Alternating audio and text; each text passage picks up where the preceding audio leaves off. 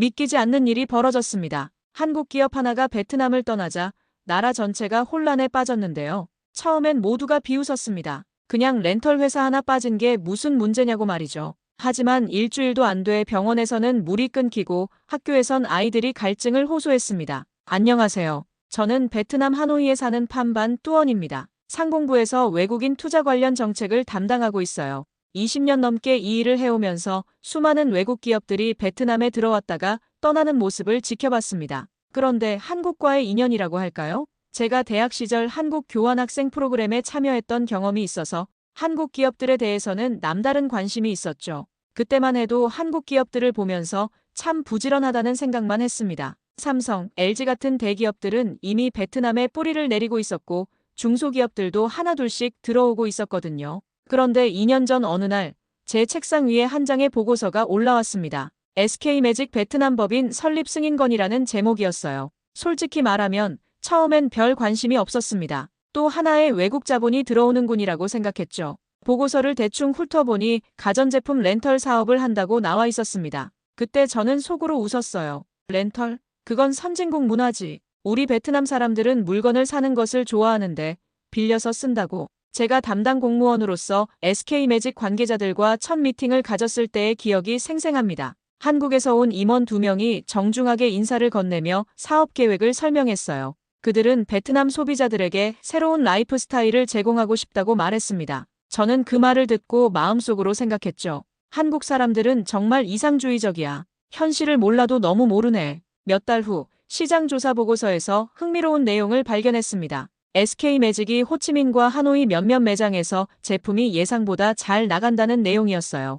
보고서에는 SK매직은 렌털 시장의 개척자라는 문구가 적혀 있었습니다. 그런데 솔직히 그때도 웃어넘겼어요. 제 동료에게 이렇게 말했죠. 한국 기업들은 너무 앞서가려고 한다니까. 우리 시장을 제대로 이해하지 못하고 있어. 그런데 시간이 지나면서 이상한 일들이 벌어지기 시작했습니다. 병원과 학교에서 SK매직 정수기와 공기청정기를 설치했다는 보고가 올라왔어요. 심지어 정부 기관 몇 곳에서도 그들의 렌털 서비스를 이용하고 있다는 소식을 들었습니다. 저는 그때도 어차피 잠깐이야. 신기함이 지나면 다시 원래대로 돌아갈 거야 라고 생각했어요. 하지만 2023년 어느 날 제 인생을 바꿔놓은 한 장의 보고서가 제 책상 위에 올라왔습니다. SK매직 베트남 법인 청산 신고서라는 제목이었어요. 그 순간 저는 안도감을 느꼈습니다. 드디어 한국 기업도 우리 시장의 현실을 알게 된 거야. 그런데 그 순간부터 저는 상상도 못한 일들을 겪게 됩니다. 그들이 떠나고 나서야 알게 된 것들이 너무 많았거든요. 제가 그토록 당연하게 여겼던 것들이 사실은 얼마나 소중한 것이었는지를 말이죠. 그때의 제가 얼마나 어리석었는지 지금 생각해보면 정말 부끄럽습니다. 우리는 너무도 의지하고 있었어요. SK매직이 철수 발표를 한 지 일주일 후 저는 평생 잊지 못할 회의실에 앉아 있었습니다. 각 부처 담당자들이 모여든 긴급 회의였어요.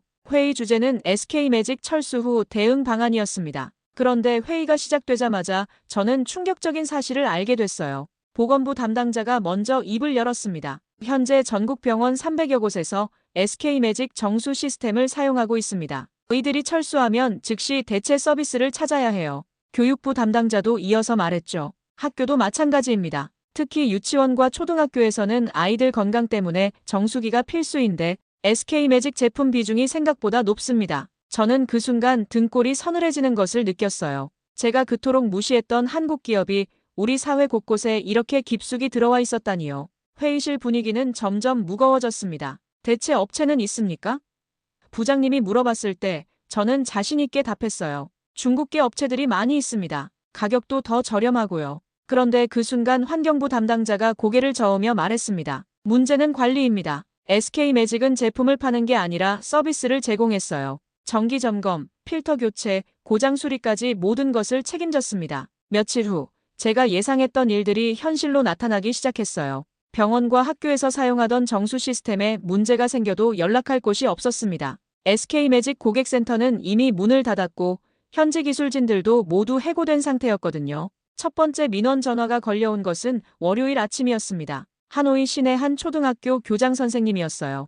아이들이 마실 물이 없습니다. 정수기가 고장났는데 어디에 연락해야 할지 모르겠어요. 저는 그 전화를 받고 나서 손이 떨리는 것을 느꼈습니다. 중국계 업체 몇 곳에 긴급 협조를 요청했지만 결과는 참담했어요. 설치만 하고 나서는 연락이 두절됐습니다. 고장이 나면 부품이 없다며 미루기만 했죠. 어떤 업체는 아예 우리는 판매만 하고 관리는 안 한다고 명시했어요. 그때 제 부서 후배가 조심스럽게 말했습니다. 과장님, SK매직은 달랐습니다. 한 달에 한 번씩 정기 점검을 나왔고 필터도 정해진 주기마다 교체해줬어요. 고장 신고를 하면 24시간 내에 기술자가 나왔고요. 저는 그 말을 듣고 처음으로 침묵했습니다. 제가 그토록 당연하게 여겼던 서비스가 사실은 당연한 게 아니었던 거예요. 가장 충격적인 순간은 SK매직이 남기고 간 기술 매뉴얼을 받아봤을 때였습니다. 수백 페이지에 달하는 상세한 설명서였는데 우리 현지 기술진들이 감당하기에는 너무 정교하고 복잡했어요.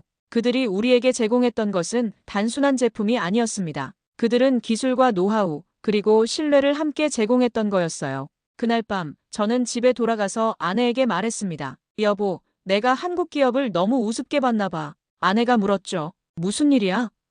저는 한숨을 쉬며 답했어요. 그들이 떠나고 나서야 알았어. 우리가 얼마나 그들에게 의존하고 있었는지를. 그 순간 저는 깨달았습니다. 한국 기업은 물건을 파는 게 아니라 신뢰를 팔았다는 것을요. SK매직 철수 후 혼란이 계속되자 저는 결국 굴복할 수밖에 없었습니다. 며칠간 고민하다가 주한 베트남 대사관을 통해 SK매직 본사에 공문을 보냈어요. 제목은 SK매직 베트남 사업 재개 요청이었습니다. 20년 넘게 공무원 생활을 하면서 외국 기업에게 다시 와달라고 부탁하는 공문을 보낸 것은 처음이었어요. 공문을 보내고 나서 일주일 후 답변이 왔습니다. SK매직 본사에서는 정중하지만 단호한 답변을 보내왔어요. 현재 SK매직은 AI 웰니스 플랫폼 중심으로 사업 전략을 전환했습니다. 베트남 사업 재개는 어려운 상황입니다. 그 답변을 받고 나서 저는 처음으로 깨달았습니다. 외국 기업의 전략 변화가 우리 경제에 이렇게 큰 영향을 줄 수 있다는 사실을요. 제가 그토록 가볍게 여겼던 한국 기업이 사실은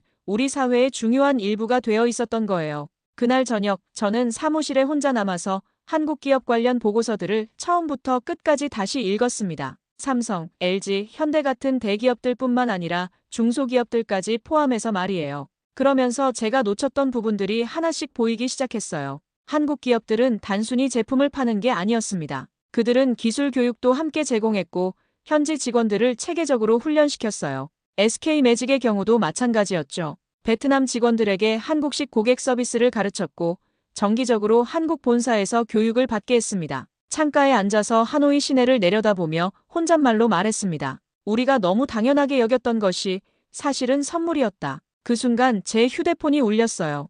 호치민에 있는 제 친구이자 동료인 레 반강이었습니다. 그도 외국인 투자 관련 업무를 하고 있거든요. 뚜언, 너희 쪽도 SK매직 때문에 난리지? 저는 한숨을 쉬며 답했어요.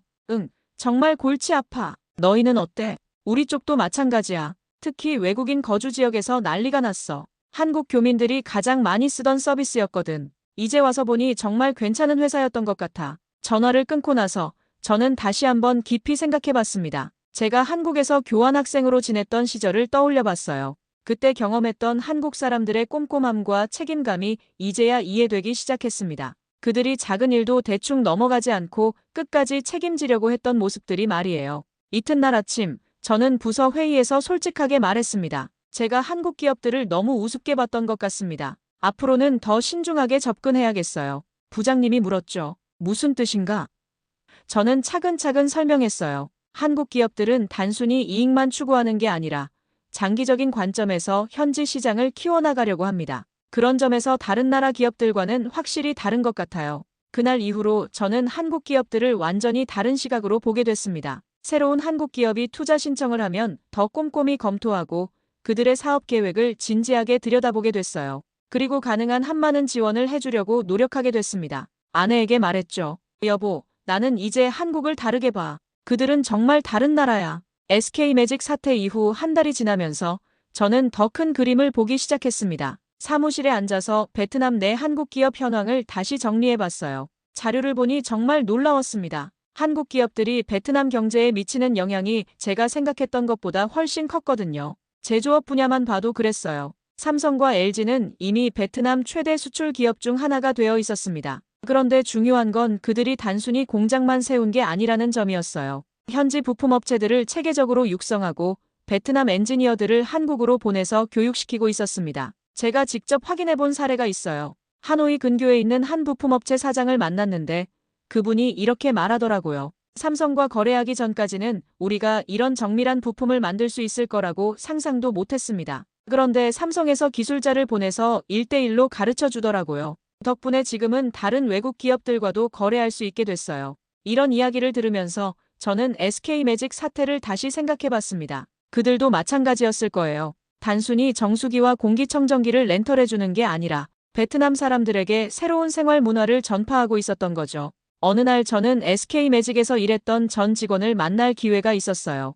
응우옌 티란이라는 30대 초반의 여성이었는데 고객 서비스 팀장으로 일했었다고 하더라고요. 그녀와의 대화는 정말 인상적이었습니다. 과장님, 저는 SK매직에서 일하면서 처음으로 진짜 고객 서비스가 뭔지 알았어요. 한국 본사에서 오신 매니저님이 저희에게 말씀하셨거든요. 고객이 전화하면 무조건 3번 안에 받아야 하고 문제가 생기면 24시간 내에 해결해야 한다고요. 그게 가능했나요? 처음엔 힘들었죠. 하지만 시스템이 정말 잘 갖춰져 있었어요. 전국에 서비스 센터가 있었고 부품 창고도 지역별로 배치되어 있었습니다. 가장 놀라웠던 건 고객 데이터베이스였어요. 어떤 고객이 언제 어떤 서비스를 받았는지 모든 게 기록되어 있었거든요. 란의 이야기를 들으면서 저는 또 다른 깨달음을 얻었습니다. 한국 기업들은 베트남에 와서 그들만의 시스템과 문화를 그대로 이식했던 거예요. 그리고 그 과정에서 베트남 직원들도 함께 성장할 수 있게 도왔던 거죠. 그날 밤 집에 돌아가서 아내와 이야기를 나눴습니다. 여보, 내가 요즘 한국 기업들에 대해 공부하고 있잖아. 정말 대단한 것 같아. 아내가 관심을 보이며 물었어요. 뭐가 그렇게 대단해? 그들은 돈만 벌고 가는 게 아니라 우리나라 사람들도 함께 키워주려고 해. 마치 씨앗을 심는 것 같아. 당장 열매를 따려고 하는 게 아니라 나무가 자랄 때까지 기다려주는 거지. 아내도 고개를 끄덕이며 말했습니다. 그래서 SK매직이 떠났을 때 그렇게 큰 문제가 된 거구나. 단순히 회사 하나가 떠난 게 아니라 우리가 배우고 있던 걸 잃어버린 거네. 바로 그거였어요. 한국 기업들이 베트남에 남긴 건 제품이나 서비스가 아니었습니다. 그들은 우리에게 새로운 기준을 심어주었던 거예요. 품질에 대한 기준, 서비스에 대한 기준, 그리고 일에 대한 자세까지 말이죠.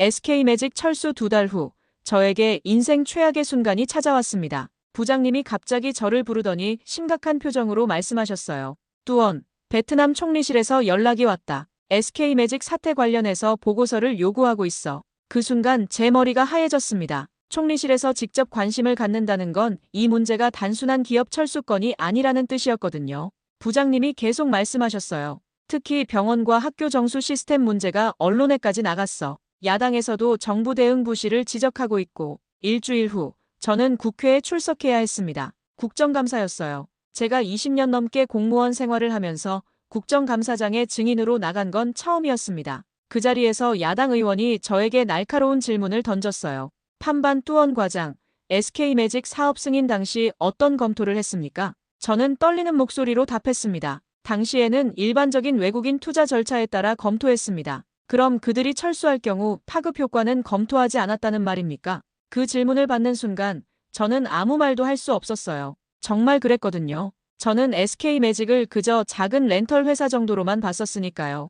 의원이 다시 물었습니다. 과장님은 이 사태의 책임을 어떻게 생각하십니까? 저는 그 자리에서 무릎을 꿇었습니다. 문자 그대로 무릎을 꿇고 고개를 숙였어요. 죄송합니다. 제가 업무를 소홀히 했습니다. 그날 저녁 집에 돌아가는 길에 저는 한강 다리를 걸으면서 정말 많은 생각을 했어요. 제가 얼마나 오만했는지, 얼마나 무책임했는지를 뼈저리게 느꼈습니다. 한국 기업에 대한 편견 때문에 제대로 된 검토도 하지 않았고 그 결과 수많은 사람들이 피해를 봤거든요. 집에 도착해서 아내를 봤을 때 저는 참았던 눈물이 터져 나왔습니다. 여보, 내가 정말 바보였어. 내 편견 때문에 얼마나 많은 사람들이 고생했는지 몰라. 아내가 제 손을 잡으며 말했어요. 당신만의 잘못은 아니야. 하지만 이제라도 깨달았으니 앞으로 더 잘하면 되지. 그날 밤 저는 잠을 이룰 수 없었습니다. 침대에 누워서 천장을 바라보며 지난 일들을 되돌아봤어요. 제가 SK매직 관계자들을 처음 만났을 때 보였던 무관심한 태도, 그들의 사업 계획을 비웃었던 제 모습,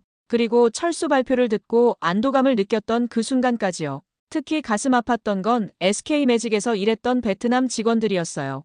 응우옌 티란을 비롯해서 수백 명의 직원들이 일자리를 잃었거든요. 그들은 SK매직에서 정말 좋은 교육을 받고 성장하고 있었는데 제 잘못된 판단 때문에 그 기회를 놓치게 된 거였어요. 며칠 후 저는 용기를 내서 란에게 연락했습니다. 란, 미안해. 내가 처음부터 SK매직을 제대로 지원했더라면 상황이 달랐을지도 몰라. 란은 의외로 담담하게 답했어요. 과장님, 저는 SK매직에서 일한 시간을 후회하지 않아요. 정말 많은 걸 배웠거든요. 지금은 다른 한국 기업에서 일하고 있는데 그때 배운 걸 잘 활용하고 있어요. 그 말을 듣고 저는 조금이나마 위안을 얻었습니다. 하지만 동시에 더 큰 책임감도 느꼈어요. 앞으로는 절대 이런 실수를 반복하면 안 된다는 다짐을 했습니다. 국정감사가 끝나고 한 달 후, 저는 완전히 달라진 사람이 되어 있었습니다. 새로 들어오는 모든 외국인 투자건을 꼼꼼히 검토하고 특히 한국 기업들에 대해서는 더욱 세심하게 살펴보게 됐어요. 그런데 어느 날 제 책상에 예상치 못한 편지 한 통이 도착했습니다. 한국 대사관에서 온 공문이었어요. 제목을 보는 순간 가슴이 두근거렸습니다. SK매직 관련 협력 방안 논의 요청이라고 적혀 있었거든요. 편지를 열어보니 주베트남 한국 대사관에서 SK매직 사태와 관련해서 만나고 싶다는 내용이었어요. 일주일 후, 저는 한국 대사관을 방문했습니다. 경제 담당 참사관인 김 참사관이 저를 맞아주었어요. 그분은 정중하면서도 진지한 표정으로 말문을 열었습니다. 팜 과장님, SK매직 사태로 인해 양국 모두에게 아쉬운 일이 일어났습니다. 하지만 이번 일을 계기로 더 나은 협력 방안을 모색해보고 싶어서 모시게 됐습니다. 저는 솔직하게 말했어요. 참사관님, 저는 이번 일로 큰 깨달음을 얻었습니다. 한국 기업들을 너무 가볍게 봤던 제 자신이 부끄럽습니다. 김 참사관이 고개를 끄덕이며 말했습니다. 사실 SK매직도 베트남 철수를 결정하면서 많이 고민했습니다. 하지만 본사 차원에서 사업 방향을 전환하게 되면서 어쩔 수 없는 선택이었어요. 그때 김 참사관이 저에게 놀라운 제안을 했습니다. 팜 과장님, 혹시 한국 기업들의 투자 패턴과 경영 방식을 직접 보고 싶으시다면 한국 연수 프로그램에 참여해 보시는 게 어떨까요? 저는 깜짝 놀랐어요. 한국 연수요? 네, 베트남 공무원 대상 한국 기업 견학 프로그램이 있습니다. 삼성, LG, 현대 같은 대기업부터 중소기업까지 직접 방문해서 그들의 경영, 철학과 시스템을 배울 수 있어요. 그 제안을 받는 순간 저는 마음이 뜨거워지는 것을 느꼈습니다. 제가 대학 시절 교환학생으로 한국에 갔었지만 기업을 제대로 경험해 본 적은 없었거든요. 이번이야말로 진정으로 한국 기업을 이해할 수 있는 기회라고 생각했어요. 꼭 참여하고 싶습니다. 한 달 후, 저는 인천공항에 도착했습니다. 15년 만에 다시 밟는 한국 땅이었어요. 공항에서부터 느껴지는 체계적인 시스템에 다시 한번 놀랐습니다. 안내 표지판부터 시작해서 모든 것이 정확하고 친절했거든요. 첫 번째로 방문한 곳은 수원에 있는 삼성전자였습니다. 공장 견학을 하면서 저는 입을 다물 수 없었어요. 수천 명의 직원들이 마치 하나의 유기체처럼 움직이고 있었거든요. 가장 인상적이었던 건 품질 관리 시스템이었어요. 삼성 담당자가 설명해 주었습니다. 저희는 제품 하나하나에 대해 수십 가지 검사를 합니다. 불량률이 10,000분의 1 이하가 되어야만 출고가 가능해요. 저는 그 말을 듣고 SK매직이 왜 그렇게 철저한 서비스를 제공할 수 있었는지 이해했습니다. 그들의 DNA에 완벽함을 추구하는 문화가 새겨져 있었던 거예요. LG 본사 방문에서는 또 다른 감동을 받았습니다. 연구개발센터에서 만난 한 연구원이 저에게 이렇게 말했어요. 저희는 제품을 개발할 때 항상 고객의 입장에서 생각합니다. 이 제품이 정말 고객의 삶을 더 편리하게 만들 수 있을까, 더 행복하게 만들 수 있을까를 고민하죠. 그 순간 저는 깨달았습니다. 한국 기업들이 베트남에서 성공할 수 있었던 이유를요. 그들은 단순히 물건을 팔려고 온 게 아니라 진심으로 베트남 사람들의 삶을 개선하고 싶어 했던 거예요. 한국 연수 마지막 날, 저는 예상치 못한 기회를 얻었습니다. 프로그램 담당자가 조심스럽게 물어봤어요. 팜 과장님, 혹시 관심이 있으시다면 SK매직 본사도 방문해 보시겠습니까? 특별히 허락을 받았습니다. 그 말을 듣는 순간 가슴이 쿵 하고 내려앉았어요. 제가 그토록 무시했던 그 회사를 이제는 직접 가서 볼 수 있다는 거잖아요. 저는 주저없이 답했습니다. 네, 꼭 가보고 싶습니다. 서울 강남에 있는 SK매직 본사에 도착했을 때 저는 건물 앞에서 한참을 서 있었어요. 그냥 평범한 사무용 빌딩이었지만 제게는 특별한 의미가 있는 곳이었거든요. 로비에서 저를 맞아준 분은 해외사업부 김 부장님이었습니다. 안녕하세요, 팜 과장님. 멀리서 오시느라 수고하셨습니다. 김 부장님의 첫인상은 정말 좋았어요. 정중하면서도 따뜻한 느낌이었거든요. 사무실로 안내받으면서 저는 벽에 걸린 여러 사진들을 봤습니다. 베트남 매장 개점식 사진, 현지 직원 교육 사진, 그리고 고객 서비스 현장 사진들이었어요. 이 사진들이 베트남에서 찍힌 건가요? 네, 저희에게는 정말 소중한 추억들입니다. 김 부장님이 저를 회의실로 안내하며 차를 대접해 주었어요. 그리고 조심스럽게 말문을 열었습니다. 팜 과장님, 베트남 철수 결정이 쉽지 않았습니다. 정말 많은 고민을 했어요. 저는 솔직하게 물어봤습니다. 왜 철수하게 된 건가요? 사업이 잘 되고 있었던 것 같은데요. 김 부장님이 깊은 한숨을 쉬며 설명하기 시작했어요. 사실 베트남 사업 자체는 성공적이었습니다. 고객 만족도도 높았고 직원들도 정말 열심히 해주었어요. 하지만 본사 차원에서 전체적인 사업 방향을 AI와 스마트홈 쪽으로 전환하게 되면서 그때 김 부장님이 저에게 놀라운 이야기를 해주었습니다. 팜 과장님, 사실 저희가 베트남에서 가장 아쉬워했던 건 정부의 지원이었어요. 다른 나라 기업들에 비해 상대적으로 관심을 덜 받는다는 느낌이 있었거든요. 그 말을 듣는 순간 저는 가슴이 찢어지는 것 같았어요. 제가 SK매직을 무시하고 소홀히 대했던 것이 결국 그들의 철수 결정에 영향을 미쳤을 수도 있다는 생각이 들었거든요. 부장님, 정말 죄송합니다. 제가 처음부터 더 적극적으로 지원했어야 했는데. 김 부장님이 손을 저으며 말했어요. 아니에요, 과장님. 그때는 저희도 베트남 시장을 제대로 이해하지 못했던 것 같아요. 서로 소통이 부족했던 거죠. 그때 김 부장님이 저에게 베트남 사업 당시의 자료들을 보여주었습니다. 고객 만족도 조사 결과, 직원 교육 프로그램 내용, 그리고 사회공헌 활동 자료들이었어요. 자료를 보면서 저는 정말 많은 것을 깨달았습니다. SK매직은 단순히 렌털 사업만 한 게 아니었어요. 베트남 농촌 지역 학교에 정수기를 무료로 설치해주는 사회공헌 활동도 했고, 현지 대학생들에게 장학금도 지원했습니다. 심지어 베트남 전통 명절인 떼새는 직원들과 그 가족들을 위한 행사도 열었더라고요. 이런 활동들은 왜 알려지지 않았을까요? 저희가 홍보를 잘 못한 것 같아요. 그냥 당연히 해야 할 일이라고 생각했거든요. 그 순간 저는 한국 기업들의 또 다른 특징을 발견했습니다. 그들은 선행을 해놓고도 자랑하지 않더라고요. 그냥 묵묵히 자신들이 해야 할 일을 하는 거였어요. 김 부장님과의 마지막 대화에서 저는 이렇게 말했습니다. 부장님, 언젠가 기회가 된다면 베트남에 다시 와주세요.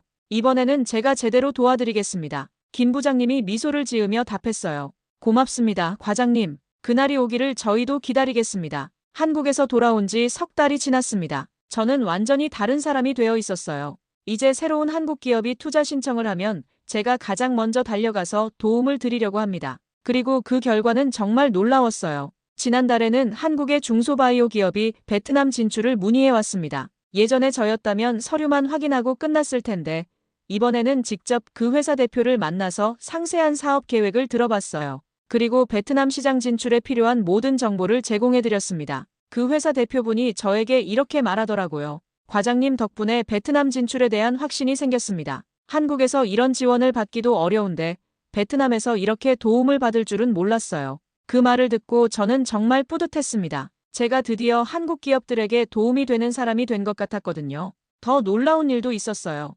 지난주에 제 사무실로 한 통의 전화가 걸려왔는데 SK매직에서 일했던 응우엔 티란이었습니다. 과장님, 좋은 소식이 있어요. 제가 새로 들어간 한국 회사에서 베트남 지사 설립을 준비하고 있는데 과장님께 도움을 요청하고 싶다고 하더라고요. 란이 추천해준 그 회사는 한국의 스마트 팩토리 솔루션 기업이었어요. 저는 기꺼이 그들을 도왔고 지금은 하노이에 지사를 설립하는 중입니다. 란은 그 회사의 베트남 지사장이 됐어요. 과장님, 정말 감사해요. SK매직에서 배운 것들을 이 회사에서도 잘 활용하고 있어요. 란의 성공을 보면서 저는 또 다른 깨달음을 얻었습니다. 한국 기업들이 키워낸 인재들이 베트남 경제 발전의 새로운 동력이 되고 있다는 거였어요. 어제는 정말 감동적인 일이 있었습니다. 부장님이 저를 부르시더니 이렇게 말씀하셨어요. 뚜원, 너 요즘 정말 달라졌더라. 한국 기업 담당하는 전담팀을 새로 만들 건데 내가 팀장을 맡아주면 어떨까? 저는 기쁨을 감출 수 없었어요. 정말요?